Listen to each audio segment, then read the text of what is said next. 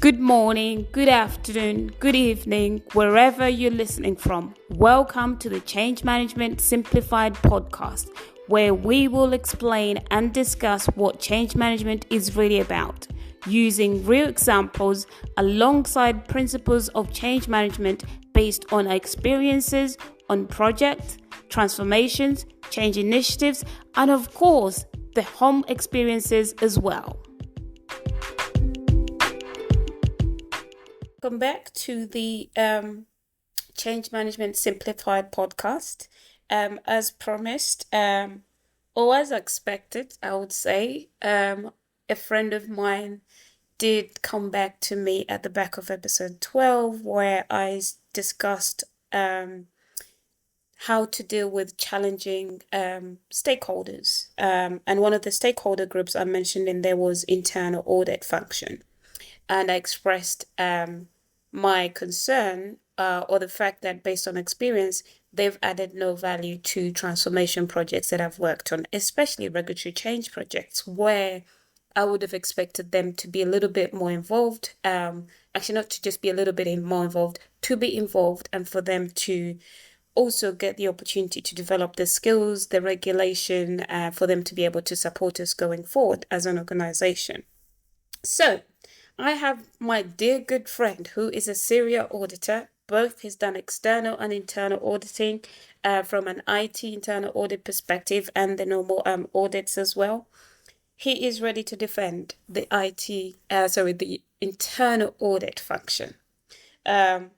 So we want to keep this an honest and constructive discussion, but also for you to be able to relate to it. So making it discussive so that we have an interesting conversation. And of course, if you disagree with what I say or want to add to it, or my interviewee here person, please feel free to type a message and we will come back to you with a response to that. So, my dear good friend, internal audit function. What is the value? What value? Firstly, what is your responsibility? And we want to talk from a practical perspective in practice, because we both know from a theory or theoretical perspective, reality is very different, especially when you're working on a transformation project or within the actual function in BAU. So, what is the responsibility of the internal audit function? We're going to focus it on, you can give us a general perspective of what the expectations are, what the responsibilities are. And then after that, we'll focus it on the transformation project, a regulatory transformation project, which both you and I have worked on, and we've been on the receiving end. So I want to bring that real experience to it. But also, I want us to identify areas of opportunities where we think internal audit can come in and add a bit more value, and also be able to support the organization or that particular function going forward in a much more effective and constructive way, rather than how they actually currently do it, how I've seen them do it, and how I get frustrated with them. All right, fair enough. Thank you for having me. A pleasure. So, I don't know how you would want to go into this, because there's always an expectations gap, right, between what people think that the internal auditor is there to do and what the internal auditor's role is all about. But in simple terms, right, the internal auditor is there to provide independent advice and assurance and insight to management, right? So if we take that as the definition, so it's independence, objectivity, advice, insight, assurance, right?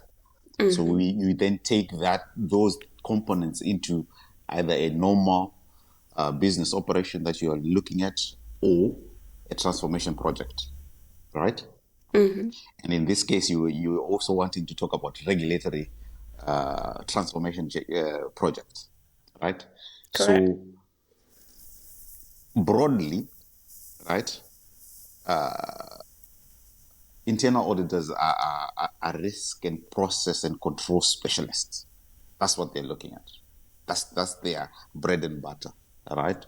So when you then want to break it down to say for a transformation project, we haven't seen any value, right?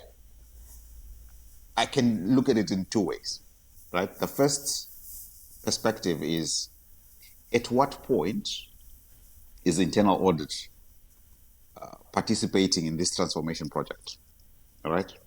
And there are two views to it. It can either be you transformation people go and transform, and then we come and audit. That's one view, right? You transform, we come Mm-hmm. and audit, and then we tell you after the cake has been baked and ready to be served, we tell you, this cake is not good enough, right? Or you take a more proactive approach where you say, okay, fine, we've got a transformational project that we're doing. It relates to X, Y, and Z.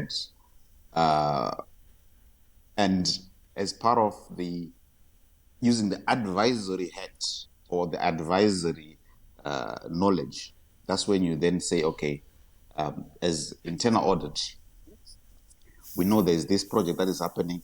Typically, you would want to be doing your project this way. If it's project governance, typically these are the things that we are expecting to see. We highlight those things to you. If it's a particular regulation, we say, okay, based on this regulation, this is what we're expecting to see. This is what you would expect your project to run like, right? So as you start your project, it could be that it's very agile and very proactive in the sense that as you finish maybe your planning phase for the transformation, and as you move to the next phase, you've got your internal auditors coming in either to provide that timely advice to say, actually, you've done your planning, we've looked at it, you're on the right direction. Have you considered these areas? Have you considered these risks? Have you considered these processes? You're giving timely advice to the project. Then that advice can be quickly worked into or backed into that transformational project, and then it continues. At the same time, it could also be that they come in, you've done your planning, and they come in and say, okay, fine, you have done your planning for the project. We go into the detail, really nitpick the plan and make sure that it's stacking up. So then providing that assurance that the plan is realistic and doable. Because I've had an experience whereby there was a very good project plan, everything was well documented, good governance, everything is there. But when you look at the crux or the content of what is being written there, Mm-hmm. right, you realize that the project was ambitious. From day one, it was ambitious, even though it made perfect sense when you look at the detail. It made perfect sense, but it was ambitious vis-a-vis the time and the activities that needed to be executed, considering quality and budget. That's a So fair point. yeah, That, so at a high level, those are the ways where internal audit can come in, really as an advisor upfront, which is almost a consultancy type of a engagement where we are providing advice and we are working with management, or really providing assurance to say, okay, fine, you go ahead, do your thing. We come and then give independent, objective assurance on what you're doing, that you're on the right track and you're not. But again, the mechanics as to when and at what point do you interface with the project, those the decisions can be taken. Each has got its own pros and cons. I hear what you're saying, um, but what I've faced in reality over the most recent projects, which have been complex regulatory change projects, Yeah. we we haven't received any of the two scenarios you've described. Either they, after baking the cake and coming in and testing, we didn't get that. And Yeah. we didn't get any involvement from internal audit as well to give assurance of our plan, our objectives, and how we're going to work through this project to go live. Yeah. What I do find, because one of my roles is trying to engage the various stakeholders that are impacted, but also who should be involved, consulted, and also the ones that we need to work with. And internal audit is one of those functions. However, every single time I approach internal audit, they want to keep a distance and they will read their standard or revert back to their standard wording of we have to be an independent advisor. They forget about the consultancy aspect side of it. And if Yeah. it's a change project, especially a regulatory change project, where we're changing the system, the processes, the controls, all the different handshakes, to me, internal audit should be all over this project. And they don't have to come in from an assurance or a perspective. What they could do is potentially come in as an advisory. However, if it's a long-term project, let's say it's a 3-4 program project that we're trying to work towards the go live date by the regulator, my view that I've always said to them is, why don't they second some people from the internal audit team, from the key function or key areas, one from IT audit and one from the reporting side of it. The IT internal auditor will be seconded with the IT guys, especially working on the controls framework, just because they have knowledge about systems, and they should be knowledgeable about all other systems internally within the business, so they can bring those common themes or consistencies or frameworks that we use from the different systems that they're aware of, to make sure that we implement the same things or similar things in the new systems. But we never even get internal audit volunteer to say, we'll do a rotation with someone from our team in your team to work with you. The way I see how that works for them is, one, they will also start to build knowledge about this standard, because us from the business perspective, this is a new standard to us as well as the IT guys. So we're learning on the job. So this is also a good opportunity for internal audit to come in as part of us as our project on a secondment to work with us, but they're also learning. And once the secondment is finished, maybe a year and a half after the system is configured and we're running comparatives, or dry runs, they can go back into their normal roles, and build that independence, duration. Sorry to stop you there. You've touched on a number of aspects that perhaps would benefit from us kind of like working through them Okay. slowly, right? So with regards the independent, objective advice, assurance, and insight elements, all right? I understand what you're saying, and I hear you, right? And like I explained earlier, you can provide assurance in the sense that maybe as part of your internal audit functions annual planning process, all right, you define to say, this year we're going to look at 10 audits, including the transformational projects X that we are doing, right? It could be as part of that transformational project, so as part of that annual planning, right? That project has not been included for one reason or the other, because before an annual plan for an audit department, internal audit department is approved by the board or the audit committee, right? There is a risk assessment that is done, and the internal audit function, the specialists in either IT or the business functions, they come together with stakeholders within the business to say, okay, based on the strategy and our operations, these are the main risk areas. We are then going to define our scope for the normal audit plan as these areas, including perhaps the transformation project. I'm assuming, right, in your scenario where you said you never got any engagement, there could be some rationale behind it, right? Perhaps it could be worth you understanding their rationale, right? That's one. Typically, you would want And again, it goes back to what I told you about either you want to be proactive with the business or you want to come after the cake has been backed. There are two different views, and it depends with your stakeholders, the business that you're working in. And I've worked in both environments where in one environment they want to be proactive and be part of the journey and provide that timely advice. And I've also worked in an environment where they say no, let them cook their cake, and then we'll come and taste it and make sure that everything has been cooked properly, right? Can I jump into Yeah. that scenario? Where they've been proactive, and this is where Yes. I feel the internal auditors go wrong. Where they come in proactively, Yeah. they come in with the hat of, we're coming here to find something, what's wrong, and we're going to write a terrible report which sends shockwaves within the business and then just Hold on, demoralizes people. hold on. Yeah. Again, goes back to what I was telling you about assurance and advice. It Yes. depends as to what is the purpose of the review or the engagement. Let's get it clear. What is the True. purpose? That is true. Who has requested this thing? Right? That's a fair point. Yes. I'm assuming in your transformational project, you might have your project sponsor or even a main stakeholder who says, I want to know what transformational project X is doing. I need to know.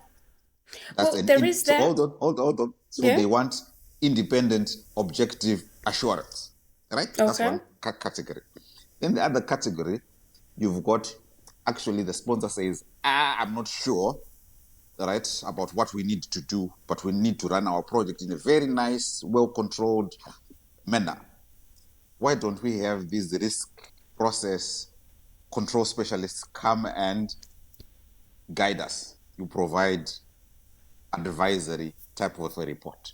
So the wording, I totally agree with you. The wording of an assurance report and the wording of an advisory report are totally different because their purpose are totally different. Even though, at the end of the day, the issues that are raised, especially in an advisory capacity, those are suggestions. I can come and Yes. tell you that in your transformational project, you're planning, you did not have a project plan. You need to consider technology to facilitate this, right?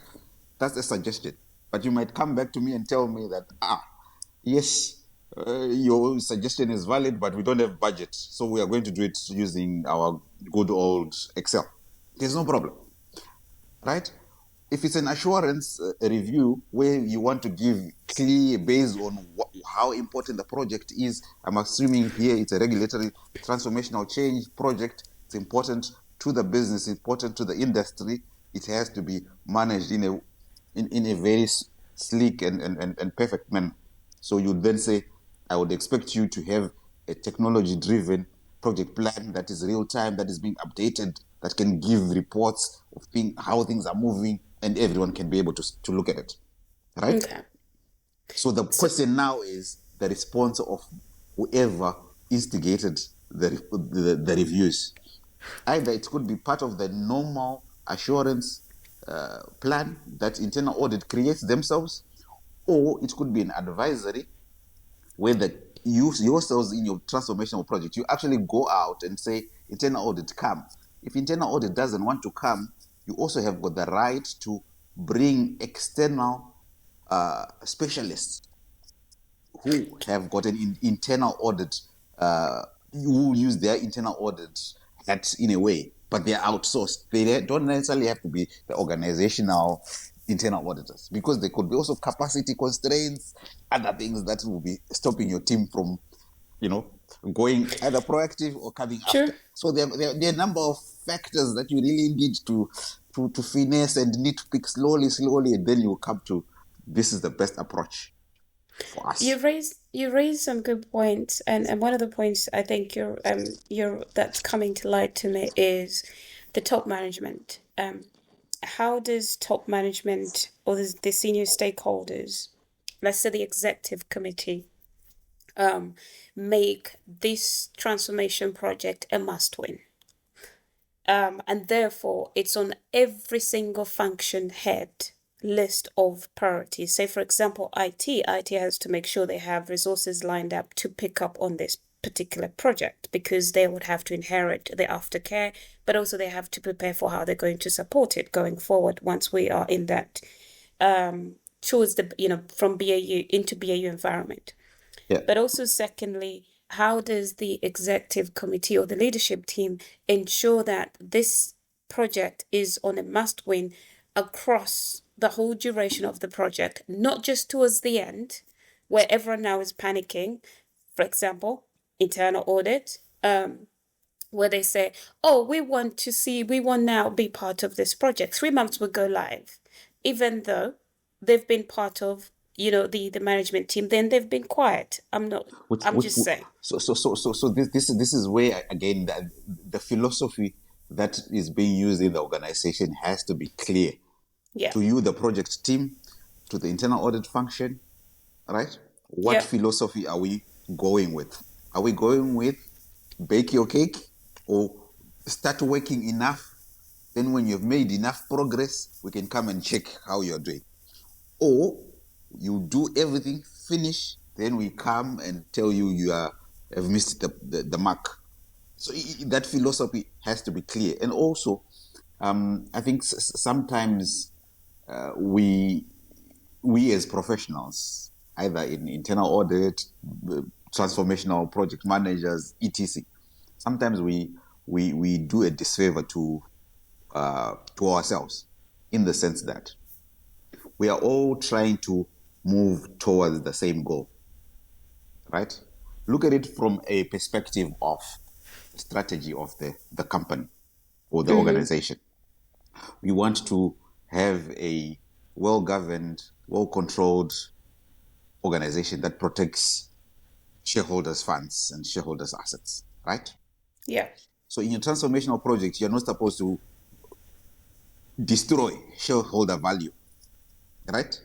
Yeah. Similarly, internal audit is there to give you a view that you're not destroying shareholder value in your transformation, whatever it is. Yeah. Right? Effectively, we're all pulling towards the same thing.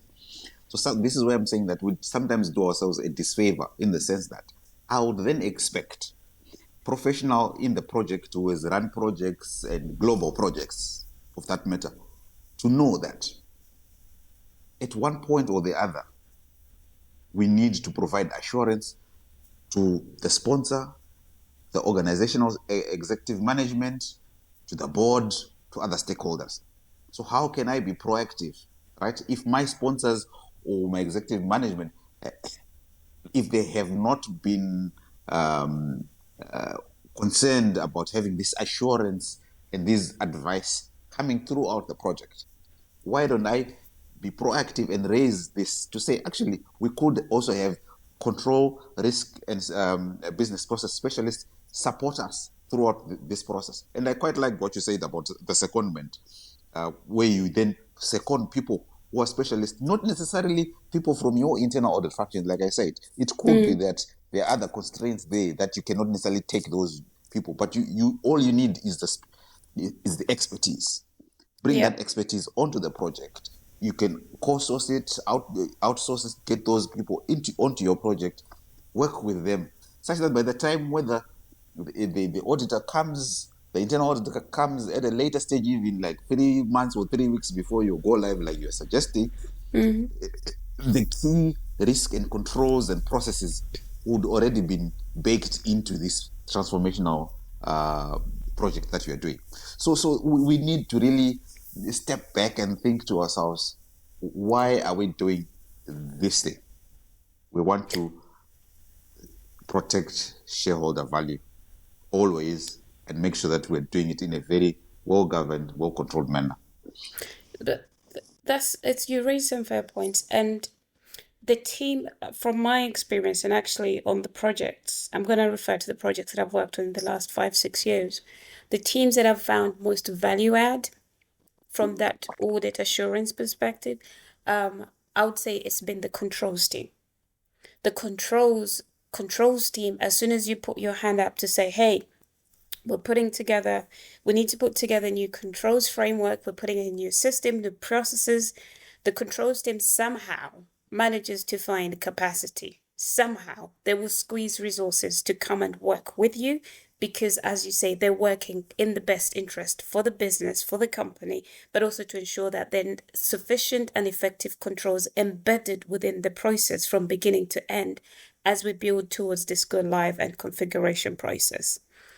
The other team actually, I'm hoping is, well, the one that I actually find even more value adding is actually the external auditors. The external auditors are always very proactive. Yes, I know there is, because, there is, of course, there is the incentive of them growing their revenues, over time before they come in for the actual audit. However, they are engaged with us from the minute we start to document or to write or to draft the policies that we are going to apply to be able to configure the system, to be able to report the required outputs for the standards stipulated. They grow their knowledge because they're coming from the same position as we are. This is a new standard to us as well as to everybody in the industry. So all of us are new to it, but we're learning. We read this standard and we're trying to make it practical, which is very complex in some cases. So they learn as we learn. We configure the system. They will look at some of the outputs we're getting and they say, this is not what the standard is saying. Did you guys configure the system correctly? So we have our back and forth to convince them of why we approach it that way and why, yes, in some cases it's, substance over form and the practicality of it. And we will have to discuss with them and get them to understand that in practice, it's not the same as how it could be written on the paper. That is not doable at all. But the other thing that I found as well, as they build their skill set, internal audit could do the same thing, the internal audit function. And in most cases, we've got let them do their thing, let the business do their thing, and then we'll come in and taste the cake. And I'm going to go back to one of the statements in the internal audit responsibilities or expectations. It says that the internal audit profession or role is performed by professionals with an in-depth understanding of the business culture, system, and processes. However, how is internal audit going to be a profession and expert in the systems and the processes that we are newly implementing if they're not wanting to be involved and only want to come in when the cake is baked and we can't go back or afford to reconfigure the system because we're so far in the process? So to me, it's a missed opportunity. It's missed value that they could be involved earlier, to advise us, to work with us, then leaving us to the very end, and then they come in with their little checklist to be able to write a horrible report. So I can sense your frustration, right? But I think if you look at it from the perspective of what are the constraints, right? Like I mentioned earlier, I told you that us as professionals, either in the project team or the transformational program and internal audit, sometimes we are doing a disfavor to ourselves because we already know, especially given the experience that we've all had, we know where things are going to hit the fan. We all know, yeah, right? But we are not being proactive, right? And we have to work through those challenges that you're highlighting, right? So, for example, you highlighted that external auditors and the control teams, they'll find time and work with you, right? So I'm assuming when you say controls team, you're looking at those ones who are maybe second line of defense. Yeah. It's enterprise risk management, right? Yes. If you're so fortunate that you work in an organization that has got a good, well-resourced enterprise risk management function, yes, I totally agree. They will come. They will sit with you from day one. Because their role is to make sure that they understand the business processes. They've got the business culture at hand. They fully know the policies and the standards internally and what the new standard needs to look like, and they can work with you, gain that knowledge to support the transformational project. I totally agree with it. But at the same time, if you look at external auditors, and I'm assuming in this case, we're looking at the biggest risk is financial reporting and financial risk, right? So that's why they are interested. So that when they hold on, so that when they're doing their role of then giving assurance to the board, right, that there Yeah. is no material misstatement on their account, they would be Yeah. able to say, yes, we know exactly what they did. Is this thing working? Right? That's why they have got that incentive to come in and be engaged. Remember, they might then say maybe there is no material misstatement. Something then happens. Maybe the regulator comes in, looks at the transformational project's work, and then they'll say, things are not reported in the right form. So they've got an incentive to come in and provide and be engaged, right? But Yeah. for the internal teams, especially if you don't have a well-resourced team, there are different mechanisms that you can use to make sure that you've got those resources. Ourselves as professionals, both internal audit, both the transformational projects, and other stakeholders, we should be raising our hands up to say we know at some point things are going to hit the fan. We need risk process control specialists as part of this project. We already use that proactive approach to engage and onboard the necessary resources to support that transformational work. So I feel that as long as we try and maintain an adversarial view to it, to say they come and they say this, it's not about this. It's about the process. What is the process? Remember what I said about shareholder value. We're trying to preserve shareholder value. So as long as we someone then saying they did this, I did this, it becomes we are not pulling towards the same. Because as the shareholder, if you then ask me, it may be I then look at whatever report, which is very damning for one reason or the other, that the professionals who are running the projects are telling me these guys did not engage us in good time. The question is, why didn't you call them to say we need a specialist and raise it to the highest levels, right? Because I'm presuming these transformational projects are known at board level. Raise it in your board risk committees. Say we need specialists to support us. This is a high risk to the organization. We need the right resources, the right specialists to support us. High risk, flag it. Those who make the decision, they make the decisions. So it doesn't then make sense that we become very adversarial to say internal audit came, they gave us a very bad report. It's not personal, it's about the process, it's about the risk, it's about the controls. But And, then, and, and the shareholder value. How are we working towards preserving that? That's my view. I feel like internal audit in practice, as you're saying, at the end of the day, we're trying to avoid material misstatements being reported in the financial statements, making sure the results as accurate as they can be, as possible, as per the standards, and giving the stakeholders that transparency and comfort that the results we're reporting are correct and accurate. Yeah. However, I do feel the internal audit function because they, within their responsibility, when you look at their roles and responsibility from the internal audit organization, they start with the wording of the internal audit function looks beyond the financial risks. Yes. Yes. Yes. Which to me, how I interpret that is that you will still look at the financial risks, and beyond that, you go into the operational risk and everything else. Yes. Yes. Rarely do I see the internal auditors actually look at the focus on the financial risk as much as the external auditors.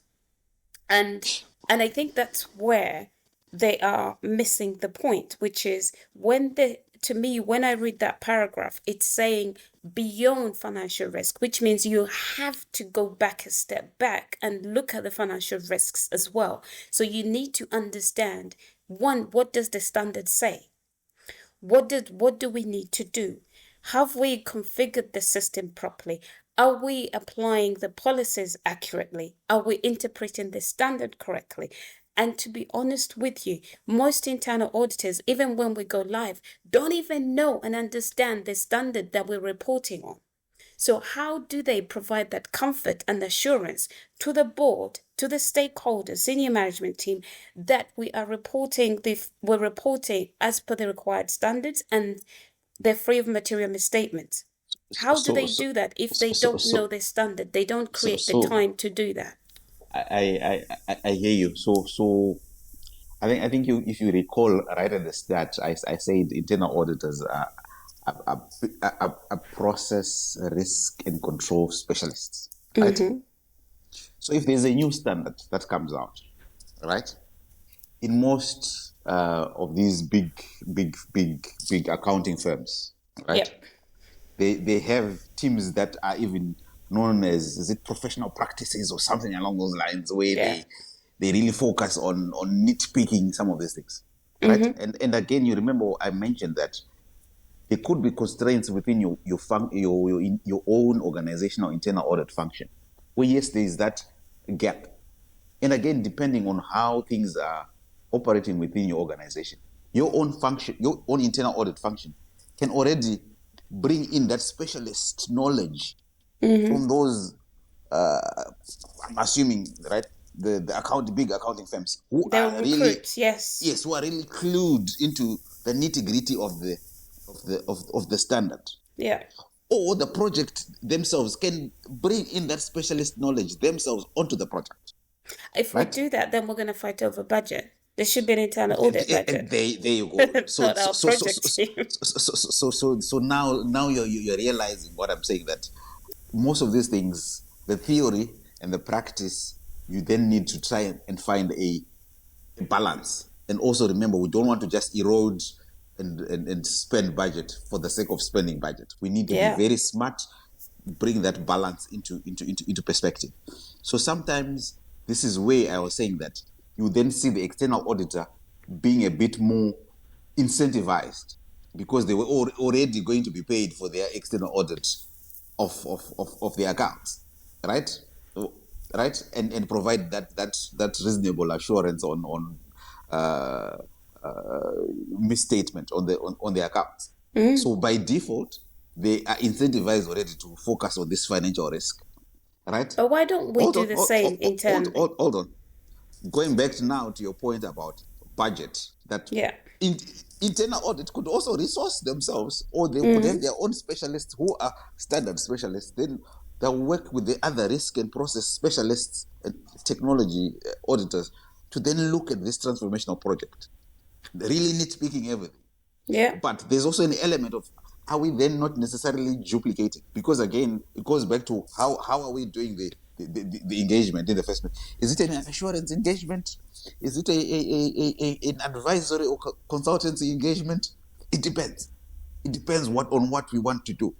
So what you want to do will determine how you will then resource it, and what sort of options will become viable and unviable, right? And feasible, I see right? what you're saying, but Yeah. do you know when we don't actively, as internal auditors, start getting or gaining those skill sets internally and using, the transformation project with the new regulatory standards coming into play? Yeah. What we're now getting is, even though we're not incurring the cost now, we Yeah. will incur it in the next in 6 months' time or in a year's time. One, and which we see, and I see very often, is that they realize that they're so far from actually the reality of knowing what is actually required on the project, and therefore they're not best placed to give even assurance, or even consultancy services to the project team. They have to now go and recruit the big four specialists that have been working on our project. Yes. So, Yes. These are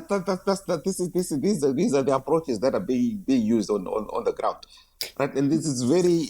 I've seen it. It's quite common and prevalent, right? but why don't they do? In the sense that it again starts at the start of the project, right? Let's take for argument's sake, we've got a new regulation coming in 2025, for argument's sake. Yeah. 2025, new regulation coming in, right? And you've got two options, two scenarios. You've got an internal audit function that is well resourced, everything is there, they've got the time, the resources, the technology, they are clued, right? They already will start doing the work. You've got another internal audit function that is not necessarily resourced to the highest level, right?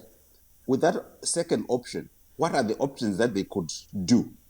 Either they could completely outsource that whole project to say, for assurance or consultancy to do with this transformational project, we are just then going to outsource it completely to whatever organization. They will do it on our behalf. And we get the report. We then present the report to our stakeholders internally, and we'll say internal audit has delivered, right?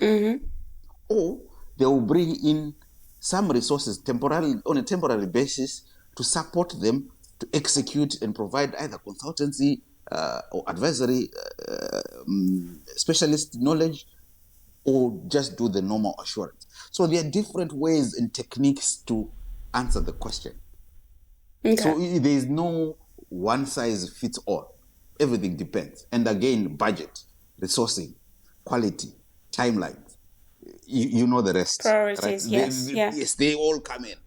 And trust me, even myself, I've been in a situation whereby I've said, I've seen there's this project. I've assessed it as high risk. We need to be engaged, right?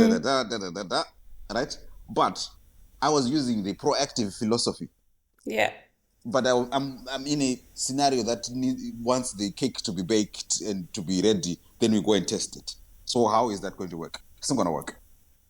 So is this then the internal audit senior leadership team making the decisions, not quite aware of what really is required on the No, ground? Yeah. no.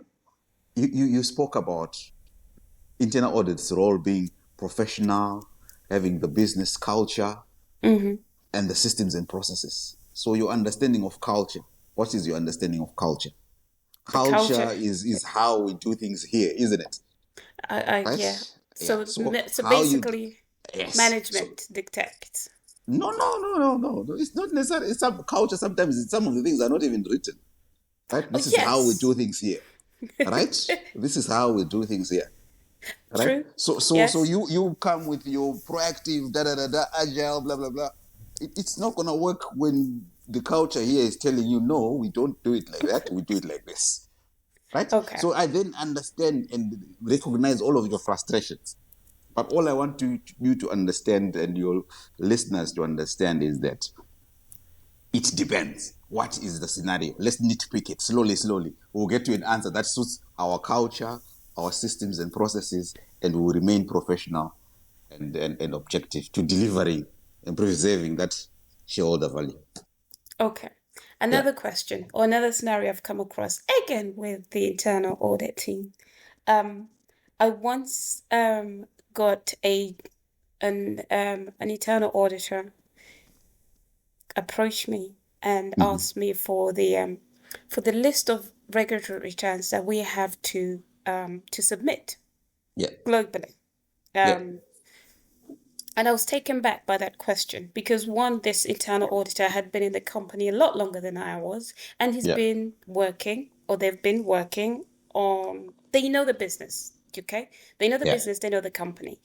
To Yeah. my surprise, oh, to my disappointment, I felt like you're an internal auditor who's Yeah. supposed to be aware of what we're supposed to submit externally. as you know, as you said, their role is about providing assurance, but also protecting shareholders' value. And to me, that all comes into play, making sure that we submit our regulatory returns on time as required. Otherwise, there's something wrong within the process or the controls, the flow of information to the final submission. Yeah. Why is it that the internal auditors or the internal audit function does not know even what the business has to submit, and yet they're supposed to be protecting shareholders' value? How Okay. come they don't know? Okay. So, um, I think you also earlier mentioned that the role of internal audit is beyond financial risk, right? Mm-hmm. Right. And as much as you might have a regulatory risk with an organization, the regulatory or the regulations that an organization has to comply with vary, and they've got different materiality or importance or priority, Yep. right? So I'm assuming, right, for argument's sake, I'm assuming that if in that organization there was a repository of where these things are supposed to be, ideally, right? Earlier we mentioned about enterprise risk management being the ones that support the first line in terms of controls and standards and internally within the business. Mm. You would expect that detail or that information already to be residing somewhere, Mm. because as part of the enterprise risk management, we should be knowing our enterprise risks, and the regulatory risk becomes one component of that enterprise risk, Yep. right? And that information should be there. So I think there has been an assumption.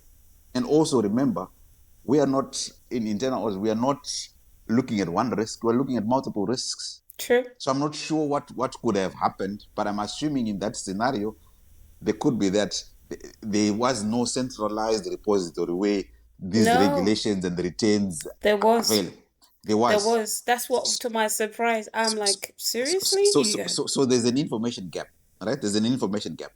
But I would have thought, whoever this internal auditor, they would have requested or linked up or liaised with their enterprise risk management colleagues to They don't provide, talk. That's the other right? challenge I have with the internal audit function plus the risk management team. They don't talk to each other. Sometimes they're in competition because they feel like the other one should be doing this, but then they don't do it. So they actually also get confused about their own responsibilities as well. I think that one is an interesting view, where you're saying enterprise risk management and internal audit don't talk. They are different. Again, goes back to what I told you earlier, Mm. that we have to really understand the culture Yeah. and the philosophy that you're working with, Yeah. right? Obviously, in business, there's first line, second line, third line of defense. First line of defense, these are the risk managers. They're the ones who are executing the risk and managing the controls on a day-to-day basis. Yeah. Risk management comes in and supports and provides the guidance. Third line is independent. We come after the effect, all of these things. Ideally, first line and second line should be aligned in terms of what are the controls, what are the processes, this is how things are supposed to work. Mm. Then from a risk and control and process perspective, internal audit and risk management should also be aligned in terms of what are the processes within the business, and what are the controls. Of course, in terms of risk rating and things like that, there could be variation, because Understandably. generally internal auditors are very conservative. That's why sometimes you might say, what a high risk issue, blah blah blah, right? Yeah. Then it goes to risk management. They'll be like, Nah. no, it's not a. So internal auditors generally are conservative. Risk management, they look broadly across the enterprise. But in Yeah. terms of um, uh, interaction, there should be interaction. Yes, first line and second line more so. Second line and third line, yes. And there's also a concept of combined assurance, where we are saying, okay, there is need for enterprise risk management, compliance, and such like functions, like controls function and internal audit, to work together, such that when, for example, when we've got for example, a regulatory risk issue, like you're Yeah. highlighting, and if risk management have done some work around that, why does internal audit need to do a separate review? There's an argument that place reliance on the work that has already been done by risk management, because they're also an assurance function, right? They also play an assurance role to management, right? So again, it goes back to the culture. It could be in organization A, they welcome combined assurance, they love it, they embrace it. People will be talking left, right, and center. Then you go into another environment where people, each person has defined their lane and they are running in their lane. So it's about the organization, the culture, and understanding all of those things and making sure still, at the end of the day, we're still protecting shareholder value. It's interesting you've raised the point of combined assurance, because I have seen that being attempted on one of the projects, and it didn't end very well because you end up having, I'll say, the controls. I'm going to use controls as an example. Controls team versus the internal audit function team competing. There's this weird competition that comes along that I took the lead, so I should get the glory for this work, especially now when the project has come into the limelight. And then at the end of the day, because at the end of the day, this is what we actually, in the business, as you know, as a normal person in the business outside of the internal audit function, we generally say internal audit just turn up or come up to write a report identifying issues so that they can justify their existence, and therefore come back in 6 months' time to come back. Agree. That is the view that we I've, have of internal auditors. I've given you the different perspectives of how these things work. Yeah.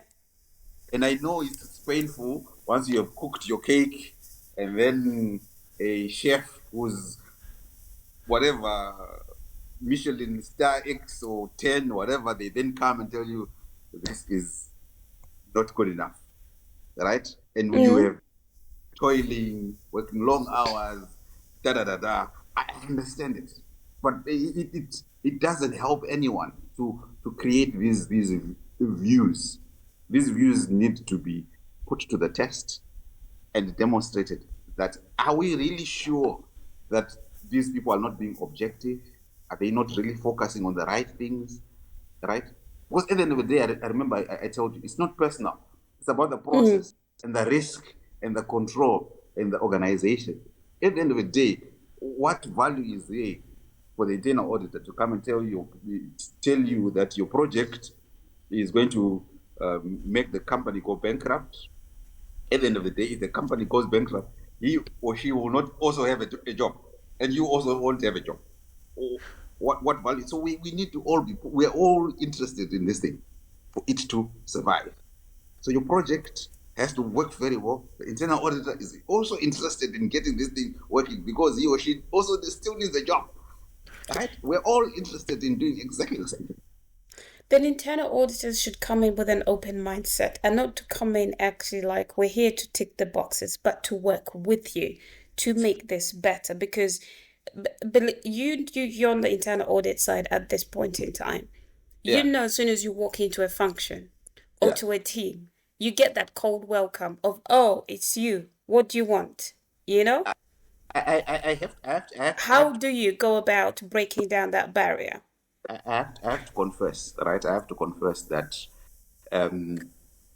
I've seen both scenarios where you're working with senior stakeholders who understand the value you bring as an independent set of eyes, right?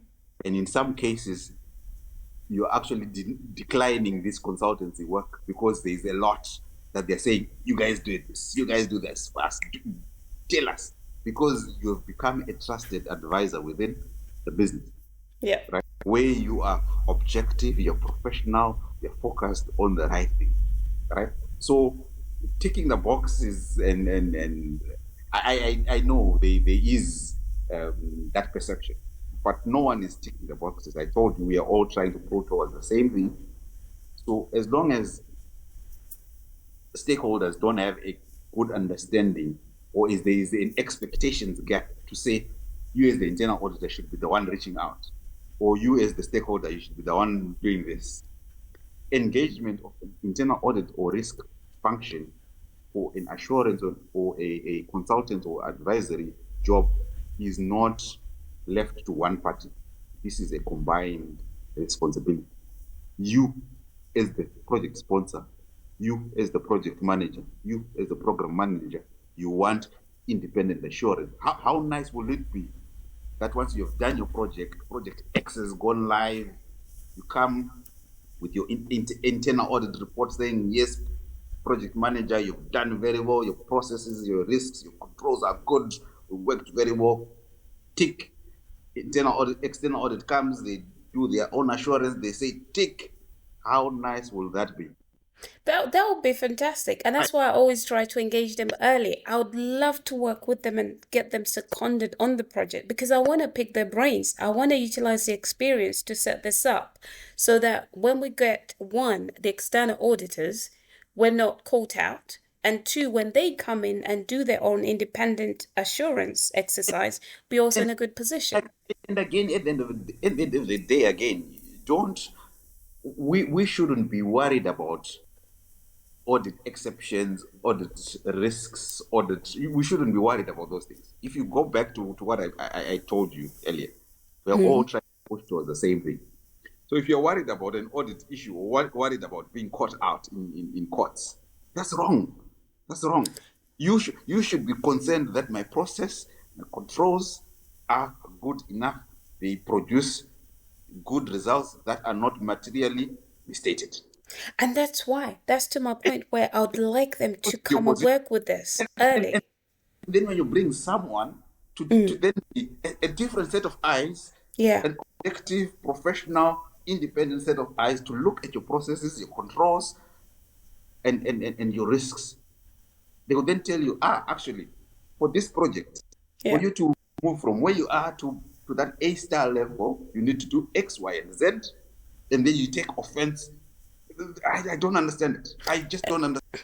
Because we said we're all pulling towards the same The thing. same objective. Yeah. And I get that. And that's where ideally I'd like to be on all the projects that I'm working on or leading. And this is why I would encourage the internal audit team to come and work with us proactively, second some people in our teams so that we can work with them. And the But reason for that is not to not working off on the issue based, trying to avoid the issue or the risks. It's actually to leverage the experience that they have, totally agree. plus our experience to get the best out of it Yeah. as we prepare to go live.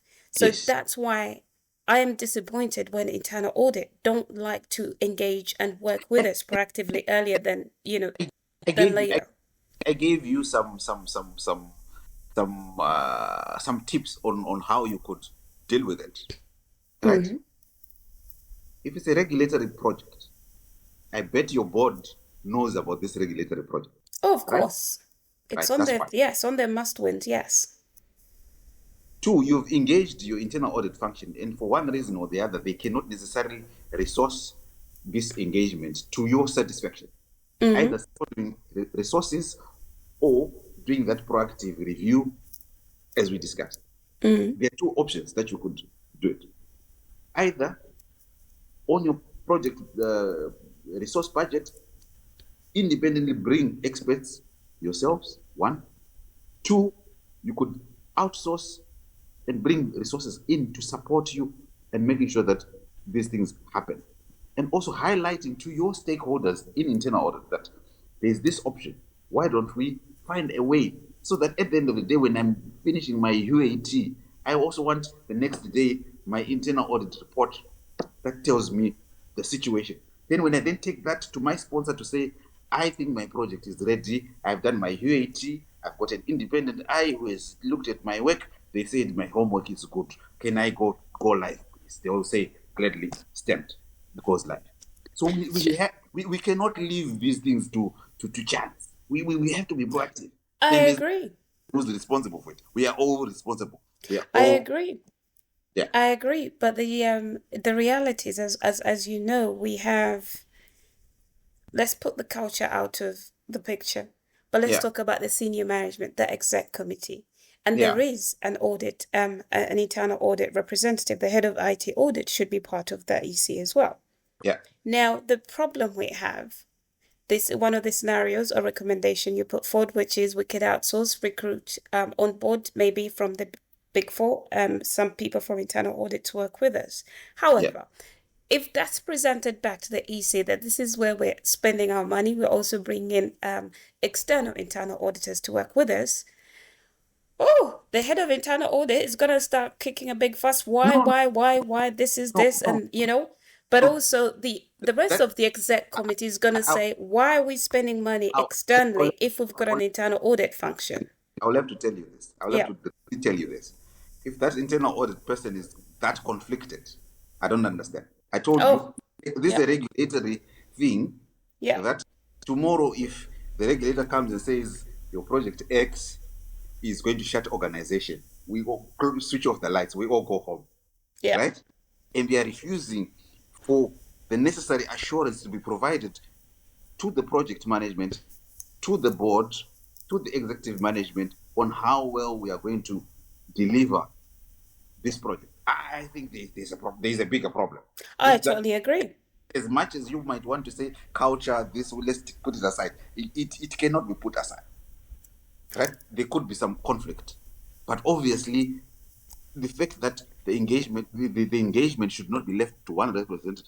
If the project and the board, especially your sponsor, your project sponsor, if he or she is the one taking this thing to the board to say we want budget for an independent consultant, independent whoever to do this thing and provide us assurance, this function, yes, is there, but they can not do it for X, Y, and Z reasons, valid or not valid. I don't, that's besides the point.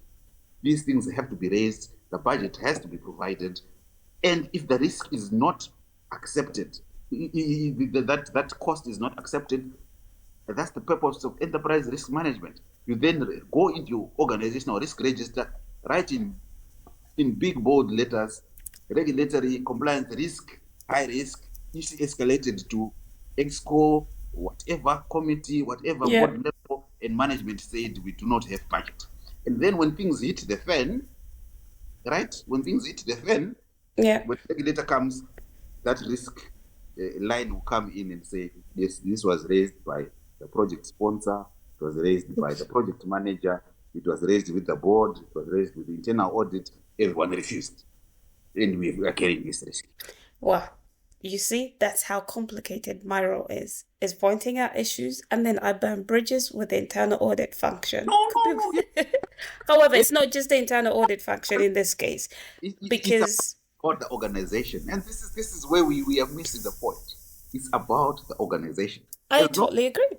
our focus is misplaced and we are conflicted, it becomes problematic, I'm right? never conflicted. I always raise the issue as it is because for me, I'm always thinking from a project deliverable perspective, how do we get the company to be able to be in a place where we do this right, where we do it correctly? So I do, because of the roles that I do, I have visibility. I easily can identify where the risks and the issues are, and I will raise them. Which is good. In your project documentation, there is a risk register. Put them Yes, in. It's part of your quarterly, monthly reporting to your project to stakeholder. the You state. raise those risks. As Yeah, part of the program, whatever, you raise those risks. Similarly, you tell your enterprise risk management, we've got this big risk that we're running. Make it be known. Don't hold this risk as if it's own. Don't it's a personalize it. project. Okay. And then again, it's not about you, the project people. It's not about the internal audit people. It's about the risk, the process, and the control. Right? Okay. So to summarize, to your internal audit followers, what or how can they go about adding more value to transformational projects? So adding value, like I mentioned, we we fall on our expertise, risk, process and controls and technology. That's what we know, right? And any transformational project, it has got processes, it has got risks. So we're wanting to make sure that those risks are mitigated with the right controls that are in place.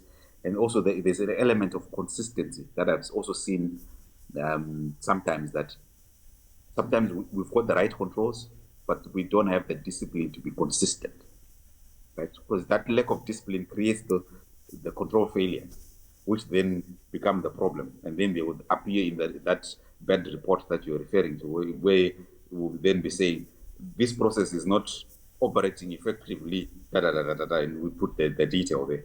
So consistency is important. So what is also important is for internal audit stakeholders to really, keep their eye on these transformational projects that are ongoing in their organization. Yes, I know there are constraints, either resources, budget, whatever, but try to find ways to ensure that you're providing assurance, insight, and advice to management as they're executing the project. I know culture is going to play a factor, budget is going to play a factor, costs are going to play a factor, egos, politics, and the likes, they're all going to play a role. But at the end of the day, if we are all objective and trying to really be professional, as we all claim to be, Yeah. we need to really put aside some of these things and say, hey, guys, yes, I know there's no budget, but hey, this thing looks like a huge risk. Why don't we do X, Y, and Z just to minimize? You might not necessarily bring the Rolls Royce of a controls framework, but at least bring some mitigation such that that risk level becomes acceptable. And again, making sure that there is no material misstatement. We were not eliminating risk, and you can't even eliminate risk completely. No. Let's be there. So even if you've got your controls, they are just bringing down the risk to an acceptable level. So really being open to stakeholders and being open to different ways of mitigating risks and providing each other with the support, I think that would work well. But I know in organizations there are various do's and don'ts and all of this. So you need to really navigate nicely to be able to achieve that value addition that you're asking for. But definitely in terms of adding value, I submit that internal audit does add value to transformational projects. But they need to do more. Everyone needs to do more. Everyone needs to do. It's not. This is not. This is the thing. The buck doesn't stop with one function. We are all responsible. You as first line management responsible for designing, implementing controls, and making sure that they are operating effectively and they are consistent. All right. Second line is supposed to come and support you and make sure that you're doing the things the right way. We come as an independent voice to say, okay, fine, you've done your work. How does it look from an independent perspective? Right? But we are not adversaries. We are friends. Not adversaries. On that note, thank you. I don't know if you've I will try my level best to work a little bit differently with internal audit. I will have a little bit more patience for them and maybe have more upfront discussions. I feel like I also have to entice them. I actually felt like it was one function that I shouldn't have to invest a lot of encouragement and influence for them to be able to come on board. I thought they would jump to say, yes, we would like to be part of this because the earlier we learn, the better. But it looks like I need to invest more time in also engaging them as a stakeholder and explaining to them the pros and cons, but also the value that they could bring to the project. Yes. And especially if you run away from worrying about the audit exception or the recommendation. Those don't matter. Those are just trying to help us be better. All right? Whichever way they are phrased, at the end of the day, the intent is to improve. So if the intent is not to improve or is intended to do other things, then there is a problem somewhere. So I wish you all the best in your engagement with the internal auditors. Right? Thank you.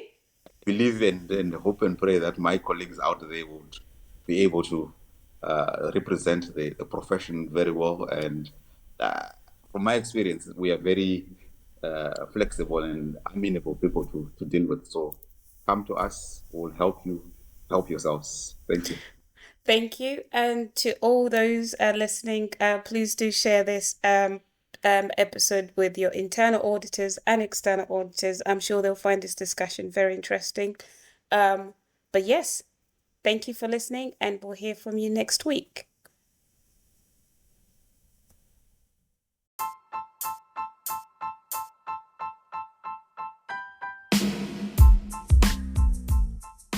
If you find this podcast beneficial or interesting, please press follow, like, or subscribe. Lastly, and of course, don't forget to spread the word by sharing. Thank you for listening.